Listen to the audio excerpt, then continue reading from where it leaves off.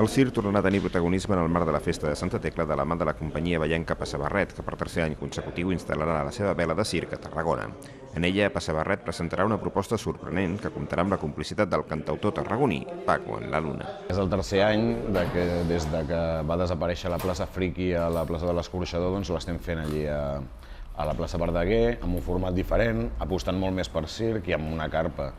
Si bé l'any passat ja va fer un espectacle de creació, que és el Tanderica Circus Experience, enguany diguem-ne que ha sigut una aposta una mica diferent i hem convidat a una personalitat de Tarragona, una persona ben coneguda per la seva faceta musical, i l'hem convidat a convertir-se en un pallasso més de la companyia, i per això una mica la tria del Paco en la Luna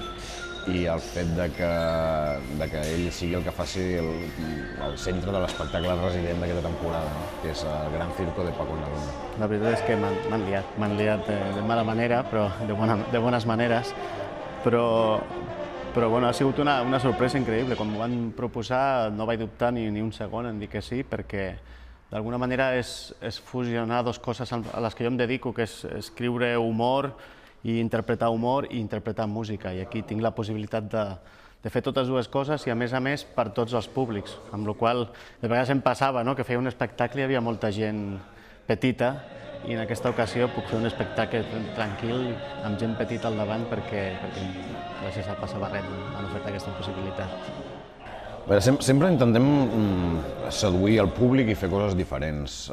De fet, aquí la idea partia de que sí, nosaltres fem circ, la gent ja sap el que fem, estem en una carpa de circ, però potser si sortíssim una mica de context, la pregunta és què passaria si vestíssim a un cantautor amb discs al mercat com el Paco en la Luna, què passaria si vestíssim el Paco de pallasso. De fet, en moltes ocasions el Paco mateix ens comentava que hi ha molta gent que diu que no poden venir a veure els concerts perquè tenen nens, no? Doncs ara ja potser no hi ha excusa, és a dir, intentem enganxar uns sectors diferents i també la nostra lluita particular sempre és per desmitificar que el circ no és només per nens, el circ és un dels espectacles més interdisciplinars i els més familiars possible. L'espectacle, concebut específicament per aquesta proposta, vol recollir les múltiples disciplines que conformen el circ, però sobretot convertir l'experiència que Passabarret proposa a Paco en la Luna en un joc on el cantautor podrà viure des de dins i com a protagonista un espectacle de circ. Òbviament, la companyia Passabarret aporta la seva part, des dels malabars, els equilibris, hi ha parts de carrer o números propis de carrer, des de monocicles, llançar de ganivets, però després hi ha moltes més sorpreses en les que el Paco participa activament, en què el Paco es converteix en artista de circ, on ens ensenya les seves habilitats com a artista, i bé, aquí el tenim. La idea és una mica sorprendre i canviar de registres, és tant per nosaltres com per part d'ell. El pallasso té una part d'ingenuïtat, potser, o de fingida ingenuïtat més gran que la que jo tinc habitualment, i això encara m'agrada més. Això suposa que et converteixes encara en una persona més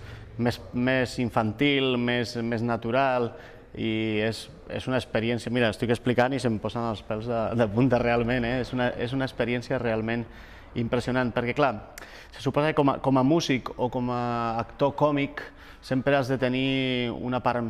adulta, o sigui, l'actor còmic o el músic sap el que està fent, sap què ho està fent. El pallasso, d'alguna manera, ha de donar aquesta impressió de que tot ho fa perquè li surt, de que realment és una persona que no s'entera del que està fent, i això m'encanta, és molta llibertat, una llibertat molt gran. El Gran Circo de Paco en la Luna seria un espectacle amb un perfil relativament clàssic. Sí, és cert que no és un espectacle de 2 hores, amb mitja part, ho volem posar tot en una sola tirada, és un espectacle d'1 hora, però tant l'estil dels números com la manera de posar-los en escena ens hem regit molt cap al convencionalisme, al circ clàssic, que és precisament una de les coses que nosaltres sempre juguem, sempre en plan foteta, no? Diguem-ne que aquest codi ens permet que sigui un espectacle realment humorístic. Hem ficat una miqueta de música, això sí, música molt divertida, i la música sempre està al servei de l'espectacle, en aquest cas. De vegades, molts dels meus espectacles, quan són més musicals, és la música el tronc, tot descansa sobre la música, i en aquest cas doncs la música està al servei de l'espectacle. Hi ha una cançó molt divertida, solament, que fem al final, que tocarem entre tots, amb instruments que jo habitualment no faig servir, com campanetes,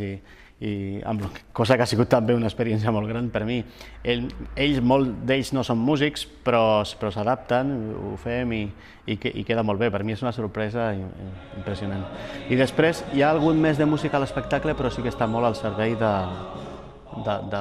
la companyia i de l'espectacle. I també faré un petit monòleg també al mitjà que m'han demanat, doncs farem un monòleg també molt adaptat al circ i al món dels pallassos.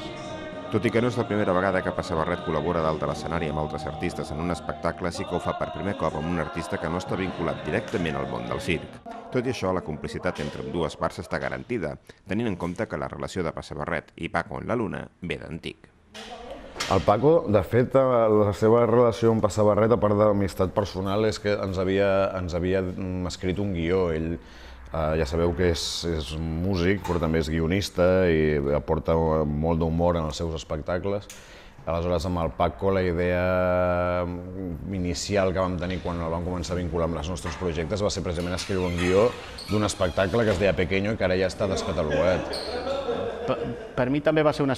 experiència molt gran, era la primera vegada que escrivia circ. Havia fet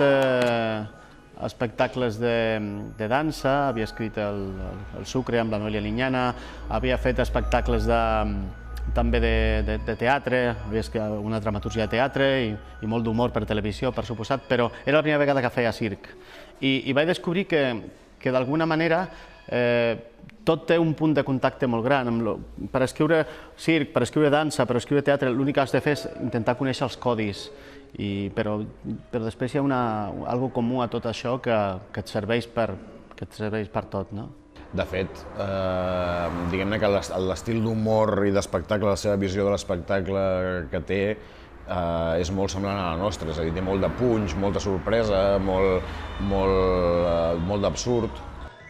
L'espectacle que proposen Passa Barret i Paco en la Luna es podrà veure per 5 euros tots els dies que estarà instal·lada la vela de circ a la plaça Verdaguer entre el 12 i 17 de setembre, a 7:15 de la tarda. També s'oferiran 2 sessions extres dissabte 13 a les 9 de la nit i diumenge 14 a les 12 del migdia.